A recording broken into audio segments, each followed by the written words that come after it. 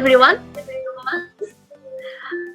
For those who know me, you know me already. For those who don't, I'm Ghada, and I'm from We Love Sus. And I'm one of the facilitators for today's session, and I have Yasmin, Farah, and Samra together with me. So I just wanted to clarify one thing. Adeline mentioned Haifa. I'm not sure if there's Adeline another. mentioned that Sorry? the workshop will be about leadership and gender. However, we do know that gender is such a huge word and it's such an interesting word to debate and to talk about. However, for this session, we are going to focus on women, on females and leadership. So I hope you will be having a blissful time with us. We had so much fun preparing for this presentation and for this workshop.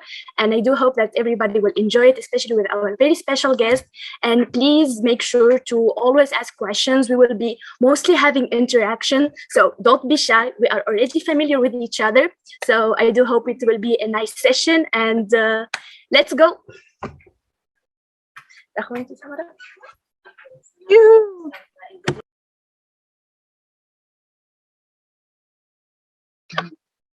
So hello everyone, we're going to start by introducing ourselves just like Ghada did. My name is Samra and I'm going to facilitate this session with... Hello, my name is Farah. Like most of you know me, I guess, but the other part they don't. So I'm really happy to see all of you here and we hope you enjoy the session. Finally, I am Yasmin. And I'm glad to be with you today here. Okay. We are too.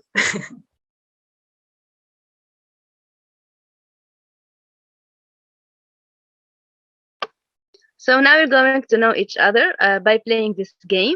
Adeline, please, can you please split us into the breakout rooms? We're going to, each one of us, we're going to say 2 truths and 1 lie. And you have to know what is the, and guess the lie so that you're going to know each other more. On what do you think about leadership and women as a concept, especially if you have like to summarize it in just 1 word. And we're very happy that we found such positive words like brave, like success, equality, strength, perfection. And we're also glad that you acknowledged the challenges and the perseverance women had to undergo throughout history in order to shine as leaders. And this will be one of the focuses during this workshop. With that said, let's move on to the next activity.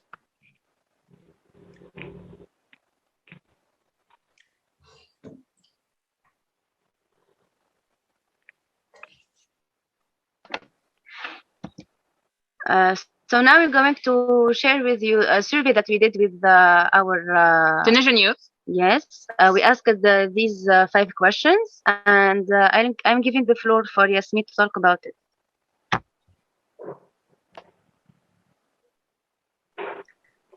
Okay, so about our survey that we sent it to some people, and we asked them this following question, starting with, do you think that women can take on leadership roles?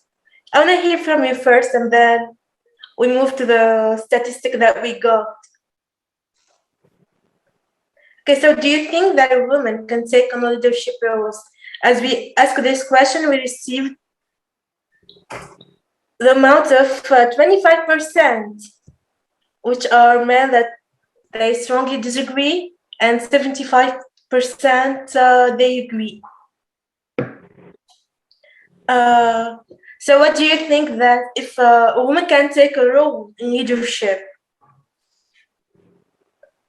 Who wants to take the word and express himself?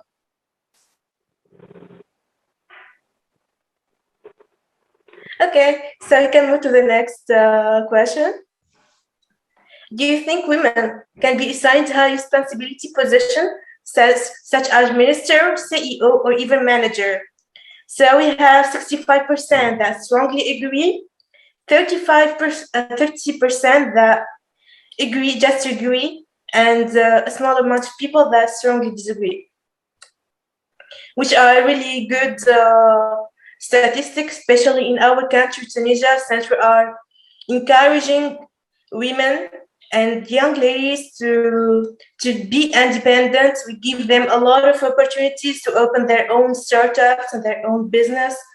and we even encourage them to take an important role in politics. So about our third question, would having a baby stop a woman's career?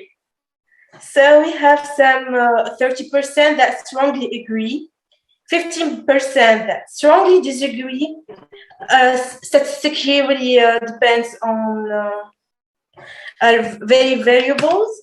So I think that most of us come from women that already works.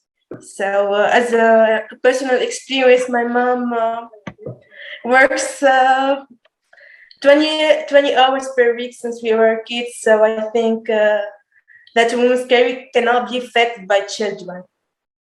If you have anything to add, you can just take the word, guys. So guys, we did this survey for Tunisian youth basically, but we're really curious to know your opinions as, of course, Algerians and German and Turkish.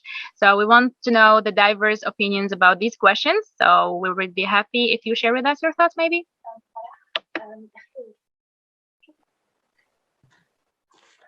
Thanks, Sulaiman. Yeah, Sulaiman, go ahead.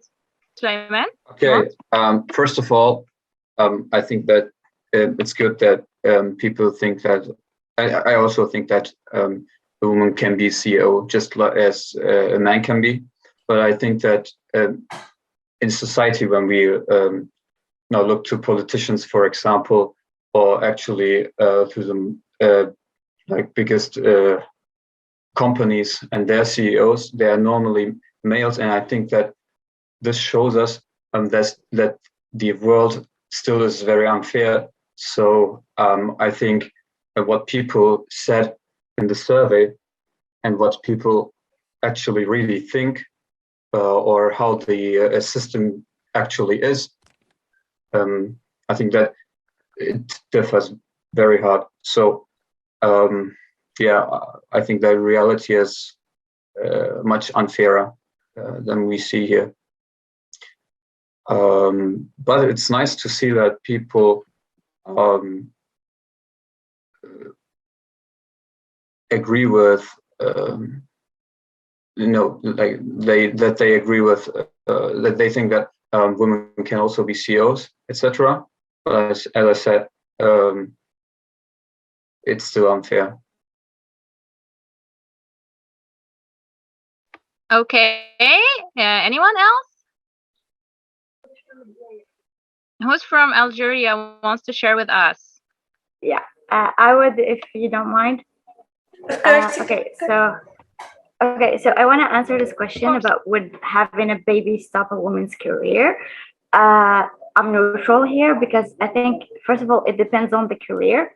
For example, if the mother was an athlete or something that requires her physique or physical body after childbirth, some women do not fully recover.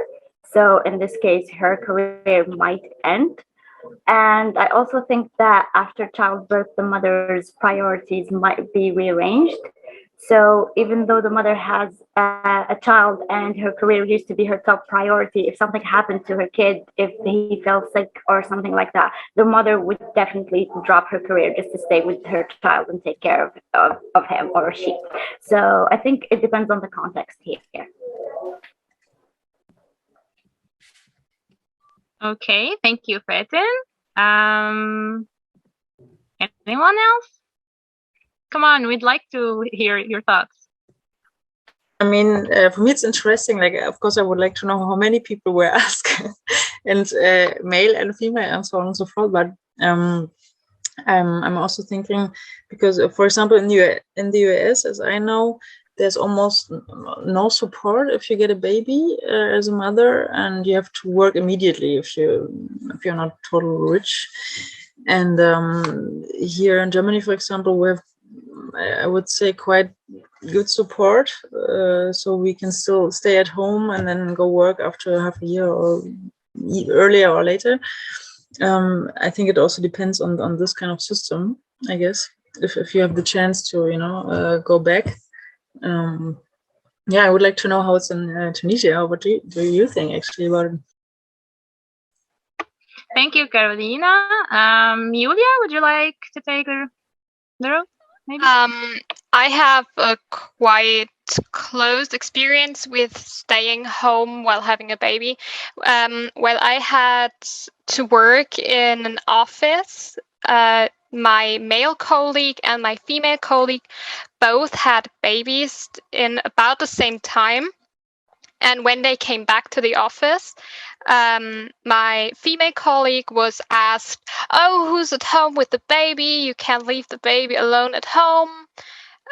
Why isn't your husband working?" And she got like all the, kind of not really insults, but also always like this flowing in the air, like you are a bad mother because you are not staying at home. While my male colleague, it was kind of weird for the others that he stayed home and his wife got back to work. So the one got kind of insulted as a bad mother, and for the other one it was like rule breaking that a man is staying home with a baby. Even though I'm working with social workers, so they have to be very open-minded and fair and pro-equality and everything. It was quite interesting to see. I would like to talk about the situation in Tunisia, because most women who get pregnant, they assume or they quit their job before even coming to their due date or close. And the maternity leave is not that quite a few days only. I think it's 2 months. And for the male, as the husband, I mean, or whatever, he only gets 3 days. So it's super unfair for it. She should take care of everything only in 2 months alone without the support of her baby father. So it's super upsetting and unfortunate, you know.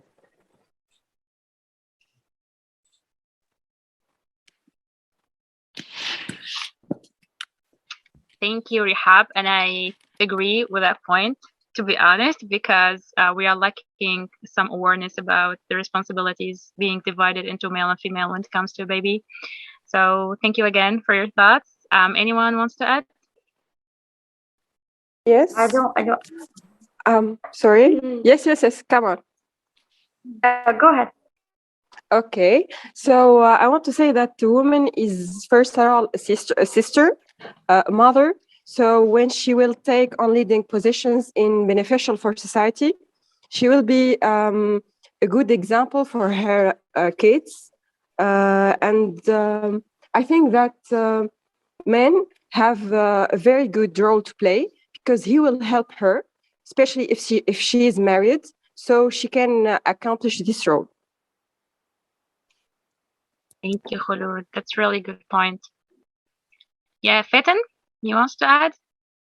We were talking about maternity leave. I think here, when it comes to a government job, you get like 3 months of maternity leave, but then private companies do not give you that much. However, for paternal leaves for father, I've never heard of any father leaving work just because he had a baby or he had to raise a child or anything like that. Basically, the fathers are not involved in anything, I guess. Yes, maybe more accurate decisions or policies about the organization of the term of paternity and maternity, I guess. So you're together a team, but if someone knows the answer, they can answer first, as long as they are sure about it. So you can have a few seconds to pick who's the one who will pick a question, or you can all vote, or just one person will pick each time. But the questions, they have very many answers. It depends. It could be a German woman, it could be an Algerian woman, or it could be a Tunisian person. So, or Tunisian woman, to be more correct. So if someone knows the answer, they just say it, and you can choose someone to pick a question. They're all fun questions, and it's not the money, it's the knowledge. Algerian politician trained as a lawyer. That's complicated. She is the chief MP for the movement Al Infitah. So who is she? I guess Algerian will be familiar with her. Okay, guys, I don't know. You have to say something. 14 seconds. 10 seconds. Just guess someone. Do we have someone from Algeria? We don't know her. Well, time is up. Time is up. She is Naima Ferhi. She is an Algerian writer who has been called the world's best-known Arab-phone woman novelist. When I said art, I was hoping like music Asia and Jabbar. movies. But come on, like Asia books Jabbar. are part of art. Yeah, I think Asia Jabbar. Hey, wait. Okay. Was it said Asia by Jabbar. group number 2?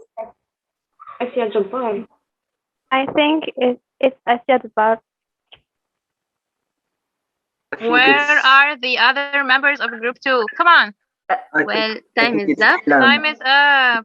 Oh, Yes. It is أحلام أحلام مستغربين. maybe. Science. Okay. Okay, so She was a German woman. Was the first person who has won 2 separate Nobel Prizes, one for physics and another for chemistry. And to this day, she's the only person who received Nobel Prizes for 2 different sciences. Come on, German people. Salome, come on. I'm sure you're familiar. click clack. Well, time is up, and she is Marie Curie. Curie. Marie Curie. Marie Curie. Marie Curie. So we Was it- have Out with Polish. Polish? it's a German anatomist and one of the leading scientists in the US in 1925. She was elected as the first woman in the US National Academy of Sciences. Who is she? Maybe. Think faster. Think faster. We are motivating them. 1925. Has it something to do with Harvard? No. No. I don't know So her. the time is Haber, up, unfortunately. Bosch? Oh, I don't know. She's Florence Rena Sabin. Okay, I have no. Oh no man, chance. hey, that's hard stuff here. No, never heard of her. Is she really German? So is she really German? Marie Curie isn't. Maybe she's from France. No. An Algerian activist. After her husband's assassination, she set the Boudiaf Foundation to spread her husband's message of peace. Algerian people. Hey man, we have no Algerian in our group. That's not really fair. It's all Yeah, about you do have Algeria Algerians, here. I guess. There is Feten. Feten? Ah, Maria. Okay. Maria, yes, Maria. So Maria, your last hope. Is it Fatiha. her wife? His wife? I mean, Fatiha, yes. Fatiha Boudiaf. Yay! Known as the voice of the Tunisian Revolution and a performer at a Nobel Peace Prize concert. I know it. And he's trying to No one manipulate is them. Tunisian in the group. Give me 100, I will tell you. No, come on, it's too easy. It's too easy. She's a worldwide singer. Yeah. Everyone knows her. No. Okay. Time is up. Amal Mathlouthi. Amal Mathlouthi. Amal Mathlouthi. Yes. So she is the first Tunisian and also Arab doctor. We can find her on the 10 Money. Oh, The 10 dinars. come on. Money. Come on. Who is she? I don't Tunisian remember. people. I know her. Anis, help me. Personally, no help here. Wanna cheat? Come on. And for number 14, they will ask about NASA fish. Where is the people of my group? Time is up. And the answer is Tawhida bin Sheikh. Sheikh. Yes. Good job, Farah. She said it right. An artist, completely self-taught. She was a painter and ceramic artist. Many critics classified her work Do you as want me to surreal. tell? Is it your? Nasser, is that you from group 4? Okay, No, I'm Nasser, not go from ahead. You group can 4. answer. No, he's Hey, reading group it. 4, Anis, what's going on? You want Not Anis, Googling. Anis, No you want Google. me to help you? Time, guys. No, Time. sir, you can. So who is she? Who is she? بيا محي الدين بيا محي الدين. No, it's Fatima Fatima Hadid. Hadid. So you're going to have. So after observing this interesting picture, let me ask you a question. Do you think there's only one leader, or rather one type of leader? Yes or no? If yes, why? If no, why?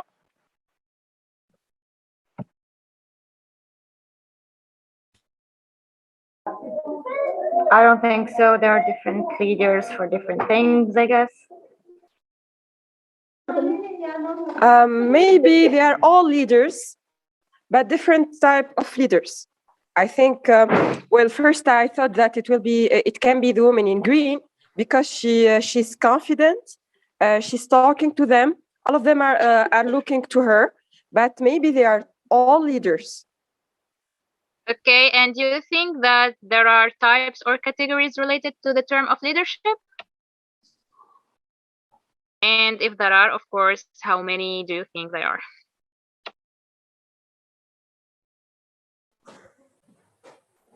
Come on, guys, you can write your thoughts also in the chat box. I think that there are different categories of leaders, and I think that they vary, just like the personalities vary. So there can be a very huge amount of different leaders, but I think that a group can just have one real leader, or not like a group with just like 5 people with 5 leaders. So I think that every group should have one leader who will organize maybe everything, or who's responsible for the job. Thank you, Sulaiman, for the interesting perspective. So the answer for this mystery is simply there are no leaders, or maybe they are all leaders. This is merely a picture to show you that leadership can come in all types and in different figures, like you said. Congrats, Patton. Good job, Sulaiman. So now we will be talking a little bit, we will go off a little bit about women and leadership, and we will talk about leadership in general and why women have certain types that go along with them, that can match their personality and their knowledge and their abilities even more than other types. So we will figure those out with the rest of the girls. How many types do you think there are? I'm interested to know.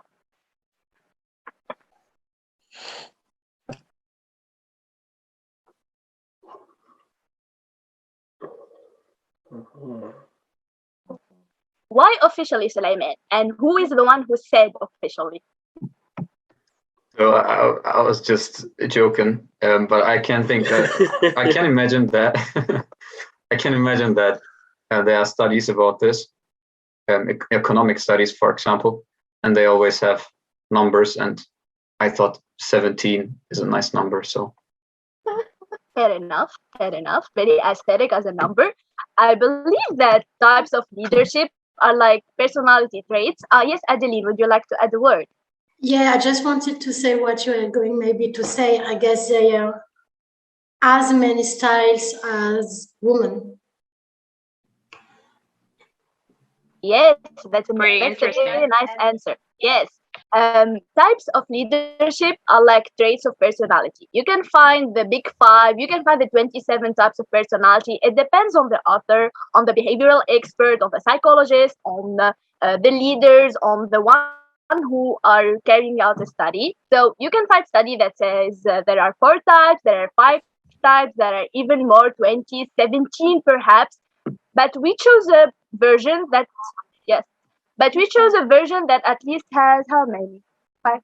12 types. We will be talking about the version that has 12 types, and we will be giving you, but we will take just 5 examples of these, and we will give you like an exercise. We will read the situation, and you have to guess what type of leadership style that is. Remember, we are taking the 12 types. Okay. Okay. So we will be talking about the different styles of leadership, and we will be carrying it out an exercise in order to know more about that. Farah?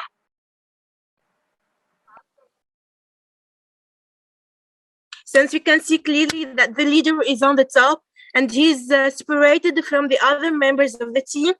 And this type of leader is known for his strongly focused on command. So he likes to control other and to be in front of them and to guide them all the way up. So several members of the group say they are intimidated by Akli's attitude. He seems to bargain for his friendship in return for a job. So according to your opinions again, what is the type of leadership here? Do you see the future? Yes. We already see in the future, Sulaiman. No, she said this before you showed it, so, and I think it's autocratic, so I asked her. Okay, autocratic, yes.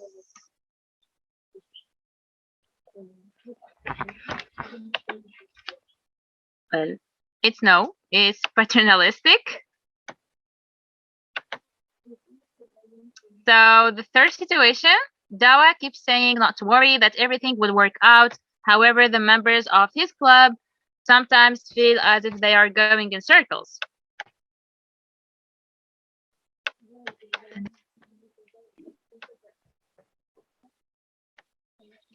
Transformational.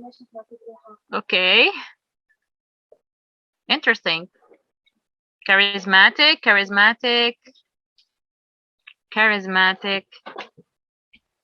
Again, laissez-faire. Okay. Paternal. We have laissez-faire. Yes, again, laissez-faire. Yes. And the answer is laissez-faire again. We're quite glad that the presentation itself, even like the models it shows, are sparking so much debate. And I love the fact that the males are the one pointing out the details. I do love that. I love that every one of us is bringing up their feminist side and they're bringing it to our leadership table. Do you feel that spark? Do you feel that charisma? Yes or no? Yes, of course. I'm glad for that. Thank you very much for your interaction. This is quite fun. I don't want this session to end, honestly, but I do want it to end because I'm getting tired. But anyway, so I want to reintroduce myself just to talk about one teeny tiny detail. So I'm a medical student here in Tunisia, and we thought that it would be quite interesting to talk about women leadership in the healthcare sector. And as a medical student myself, I wanted to bring attention and even talk from my personal experience of how women were appreciated or perhaps underestimated during the COVID-19 pandemic. So I'm starting with this picture, which is, as you can see, it's French origin. I liked it for its the message it carries. So as you can see, the one leading the festival of healthcare during the pandemic are men. And the chef of the orchestra is a man as well, who is being carried by his subordinates, quietly rolling eyes. And as you can see, the women are in the back, being pictured as just nurses.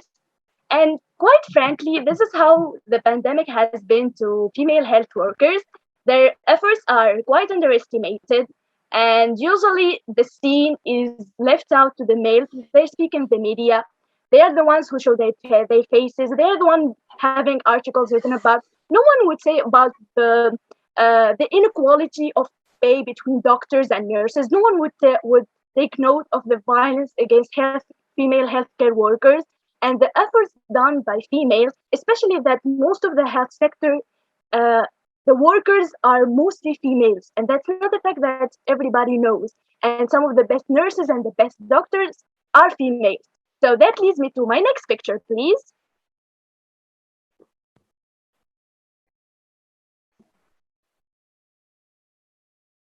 This is a picture of guys are nurses too. Yes, but sadly, the nurse stereotype is usually provided for the female, and sometimes they forgot the male nurses, and sometimes they forget the female doctors. And it has been kind of stereotype of a male doctor and a female nurse, and that's it. even during the pandemic, that's the stereotype. That's what you find in most presentations. So this picture, you know what? I want to hear what your opinion. This has been what I have seen in Tunisia. So I'm interested to know what happened in Germany and in Nigeria in the pandemic, especially if there are people who have seen the health worker, who have seen the ads, who have seen the debate table. So please, the floor is yours. So I know from a friend of mine who studies medicine and is now in her practical year that she often was asked if she's the nurse, because they could not imagine that, like, she's very young, that she is an assistant doctor. And it happened quite often to her. And then I have a male friend who is a nurse who often is mistaken as the doctor. So it happens quite often because it's just the stereotypes are so deep. It just happens. And in Germany, the word for nurse actually is Krankenschwester, and Schwester means sister. So we can hear just by the name of this profession that the women are considered the nurses, and the medics, not the medics, and the doctors are considered males. So it's deep in our tradition. Thank you, Suleiman. Unfortunately. Exactly. The word stereotype was used. We have Fatin who said that guys are nurses too. So Fatin, would you like to focus more on that point and talk a little bit more about it? Yeah, that's like when we were talking about discrimination against women, that it's a stereotype for females to feel to be called nurses. However, there's also discrimination for male nurses where they feel discriminated if they tell you I'm a nurse and you're shocked that he's male. So it works both sides. And here in Algeria, I've never seen any discrimination against women or male doctors. I think that the women are highly valued, female doctors. Everybody wants to marry one. So I haven't seen any discrimination about female doctors or nurses. Yeah, we have a lot of them. So maybe for the male perspective, maybe for guys being nurses, that could be a problem, but I haven't seen anything like that. Yeah.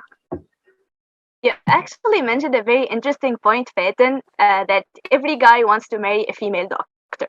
And I do love that because, I know, right? Like, she needs to be an engineer or a doctor. It's the same case here. And sometimes, Khalid is also my colleague, and she's a fellow medical student. You are Suleiman. You are a special existence. But what I have noticed especially is when we have a ward, we have the chief of the ward and we have the chief of hospitals, and we even have the health ministers, and they're usually males, rarely, and it's something of recent. Most medical students are females, most doctors are females, and when you see the ones that are in high positions, they are the chief in the ward, or they are the main surveillant, the one who supervises everything, usually they are males. And females are kept to the roles of nurses, of secretary, and that's something I really get annoyed about when I'm working in the hospital. So that's my opinion. I hope it was quite an interaction. And now I leave the rest of the floor to the girls.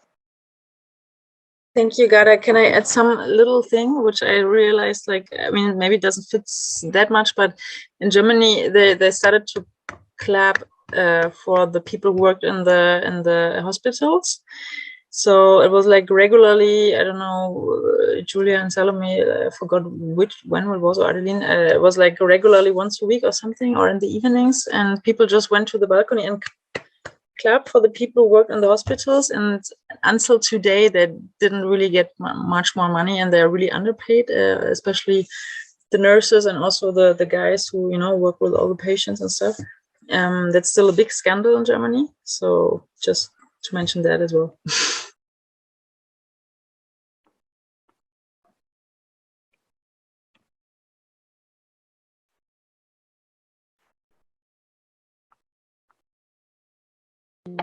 Okay, guys. So after Ghada presented the scientific vision about women, I'm going to tackle the artistic part.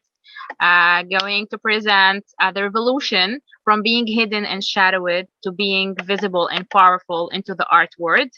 I'm going to start by presenting some videos that are merely short about a good transition of women and insistence to prove themselves into societies.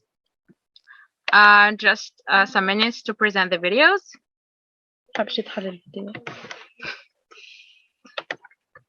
I'm going to present a video about Guerrilla Girls, which is a movement led by girls to protest against the representation of women in art. So it is the first flame for feminists to defend the right to be a painter and to embrace their talents. These monkeys are the Guerrilla Girls, anonymous artists who work to expose sexual and racial discrimination in the art world. In 1985, they fly posted Manhattan in protest at the lack of women in an exhibition at the Museum of Modern Art. It featured 169 artists. Less than 10% of the exhibitors were women. It was a time when female artists were playing a central role in experimental art.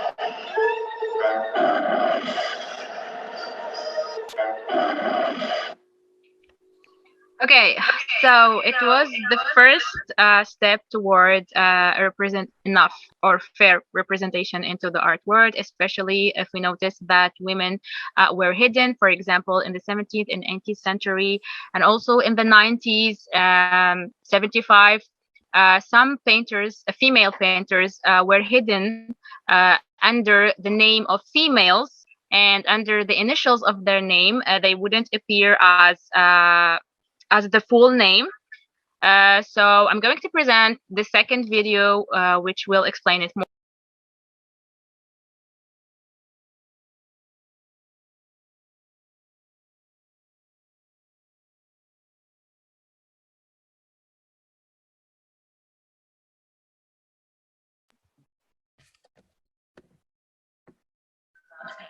Wanted, just so long as they embodied feminine traits like beauty, grace, and modesty. And their paintings were beautiful, gracious, and modest too. As one critic said, so long as a woman remains from unsexing herself, let her dabble in anything. But women had this burning desire to be taken seriously, which is ridiculous, because everyone knows that women have weak hands, so can't paint or sculpt properly. Okay, besides being limited in terms of talent, some critics said as long as women remains from unsexing herself, let her dabble in anything, which means they really insisted on the fact that women should only paint according to special norms. They wouldn't be allowed to express or embrace their inner version or images on how to paint their work. Nevertheless, they succeeded to make a good and interesting step into a full visibility, where they tried to portray themselves into their works. They tried to enter fields of textile and craft, to experiment, to discover their abilities, their directions. That's what we will see in the third video.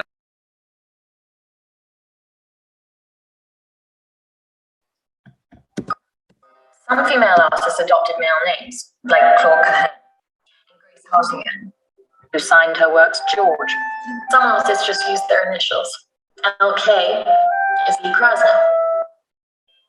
Here she is laboring under the weight of constantly being referred to as Mrs.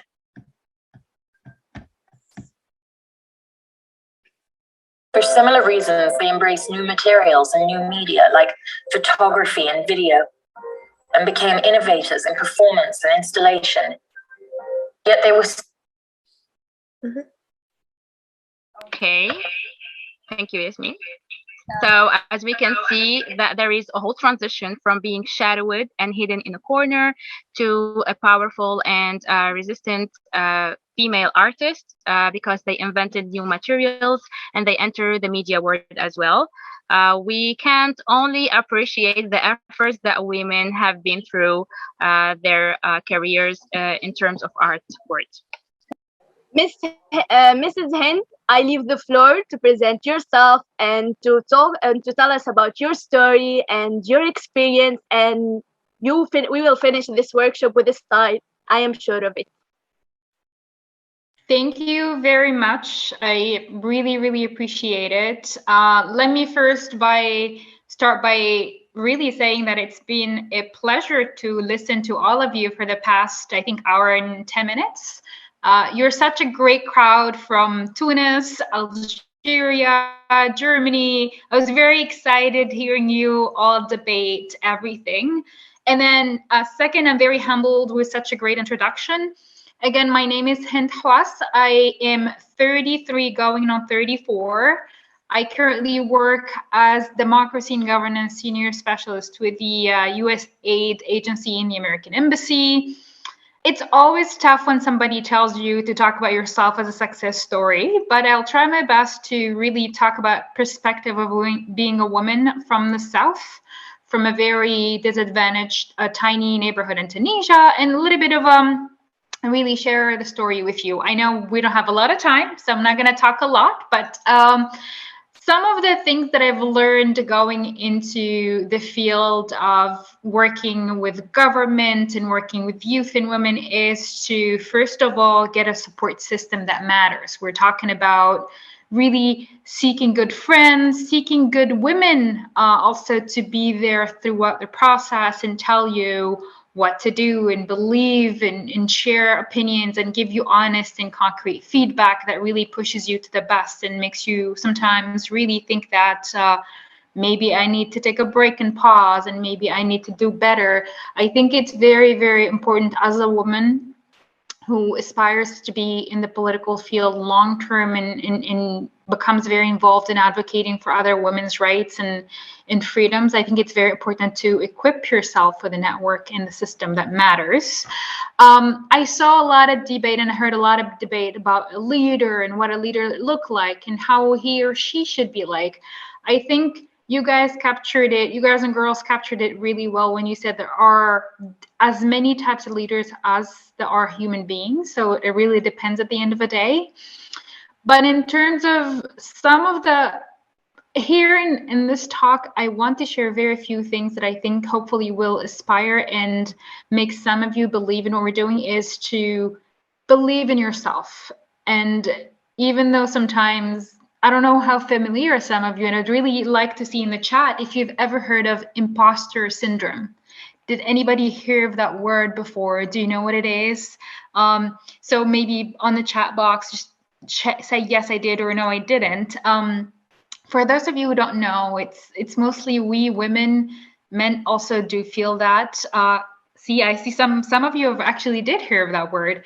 But as a woman, I think we're always placed to be a minority somehow, and we end up questioning our value and questioning our knowledge and asking questions. Maybe, I don't know, maybe somebody else in the room is more equipped and smarter and more knowledgeable, but I want you all to really take a break, and whenever you feel that you're in that position, to take a deep breath and say, no, I know what I'm talking about. Even though I am a woman and I'm technically a minority, this applies more to the sort of Arab world, North Africa, from what I've personally experienced. And sometimes even it's true in Europe and elsewhere, and even in the United States. But I think it's very tough being the one woman on the table, the one woman who challenges, who pushes back, who questions, and who says, no, I know the field. Exactly, Carolina, you're talking about double checking and triple checking. And sometimes you're like, okay, I know the information and I've studied it and I'm an expert in that field, but I have to do it over and over again. And it really takes a toll on yourself and makes you doubt everything. So again, I think what really mattered in my own personal experience is having the system, having parents who are super supportive, having friends like Haifa on the call. And I don't mean to put her on the spot, but all of you know her. the amount of phone calls that Haifa and I had throughout my entire career at the embassy or even beyond, I call it like, hey, can you be the voice of sanity? Can you tell me if I'm really screwing things up or if this is right? Or if I should do things differently? Be open to criticism. Be open to criticism, especially from other talented women, from other women who will push you for the best and will want to see a better version of yourself. It is absolutely a sweet friendship. We had our disagreements. We had our minor fights here and there, but nothing, like no hard feelings, nothing personal. It's always been because I know you want me to be better, and I know whatever advice I give her, she knows because I want her to be better. I think having men allies, and I was very happy to see a lot of young men and not so young Anis on the call here. Being part of the process and the conversation discussion. I think it's very, very important to have that support from men. Have them back you, have them really listen. I think it's very important for men to take a moment. If we're in the table and there are like 6 men and 1 woman, my advice has always been to my husband, my brother, and my friends, let the woman at the table speak. Don't interrupt the woman at the table. If one of the other men is interrupting, talk to them, call them on their behavior, make them stop. I think put a pressure on them as other men to let me finish my sentence. And I'm not saying I need a man to help me do this. I'll do it myself as a woman regardless. But for other women who might not be in a position to do that, I think it's very important to really emphasize that and do it continuously. I think the last thing that I want to end with, and then I'm open to questions or comments from all of you, I know I'm very cognizant of time, is to always challenge the reality. Always be the one person at the table who says, no, the sky's the limit. And I'm saying from experience, because I came from a very normal middle-class family, not rich, never will be probably, but I think I ask questions, I travel, I like want to connect with people who are different and want to ask them questions, and always feel like it's tough if you're an Arab sometimes. Culturally, it's restricted and we don't feel comfortable asking a lot of questions, but push a limit. Ask questions, be curious. Don't take no for an answer, or at least for the first time, unless a woman is saying it in other contexts, then yes, no means no. But in a more of a professional environment, I think be open for challenging and be open for making yourself heard and not questioning yourself over and over and over. I think with that, I'll stop here. I'm happy if anybody has any comments or any questions or things you guys or girls want to know about. I'm all eyes and ears. What can we do to improve women's contribution? First of all, listen to women, not mansplain things to them, not assume that they don't know what they're talking about specifically. Give women space they deserve and need. That's very, very important. Once you've done that, things will get better. What are the difficulties that challenged me? The fact that I come from a small community, that I've done a lot of things that are first for women, leaving home at age of 18, traveling alone, going to a different city for school, quitting a certain career and doing another one. I've broken a lot of taboos in the community, so that was a very, very, very big challenge. But I think where I am right now, I succeeded. What's leadership for me is leadership is sharing and listening. Sharing the success, but also the failure. A true leader would be willing to take blame when things go bad, but also willing to share credit when things go well. I think that's very, very essential. And leadership is believing in the person you're with at the same time. The last question is, how could you follow me? I think Haifa and team, I'll be happy to be Facebook friends with you. I'm also on Instagram. You'll see a few recipes and stupid stuff in there, but that's my life and some of my personal successes. And what can I say? Last thing for conservative people, I say be a model for success. Don't argue with them. Don't waste your time proving them wrong. Don't fight.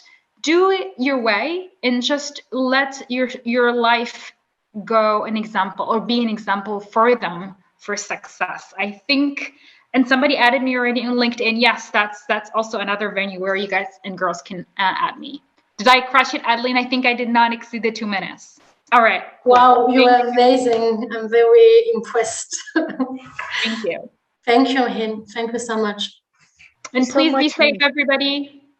COVID-wise, be safe, and hopefully we'll see you in the near future. Appreciate it. Thank you so much. Before giving the last word to the team, and since we still just have 5 minutes, I just wanted to share with you like the Young Verified Leaders website we were working on since 5 months for now. So it's still not finished yet, but it has been a lot of work because it was not only about the design, but about asking Haifa, Nassim, Nasser about what they were thinking about the text, about the pictures. So now we have a lot of pictures from Tunisia. But I hope we will keep updating the website in the future. So just enjoy it. I'm just sending it to you. Yeah, it's here. And just from my side, thank you for Adeline and also for the coordination team for your hard work now for the website. I'm really impressed, and I mean we worked on the text and stuff, and I'm so happy that we can publish it today. Like, very cool. So now, before you guys on girl are going very curious to the website, I let the floor to Will of Source. And from my side, my last word, thank you so much for your work. I'm going to keep you updated about all the input we have seen today, but I'm very impressed and I really enjoy to be part of this workshop. And yeah, thank you. Well, thank you, Adeline. Thank you, everyone, for being here. We hope that you enjoyed this session. And I just sent you the feedback form in the chat box. If you can please fill it. And thank you. I'm really happy to be facilitating this session with the girls and to see all of you here. And I'm seeing the pictures on the website, and it really brought me a lot of memories meeting Adelina, Caroline, and Nasser and Nassim here in Tunisia. Thank you so much for your time, and we'd like to see you in the next session. Okay.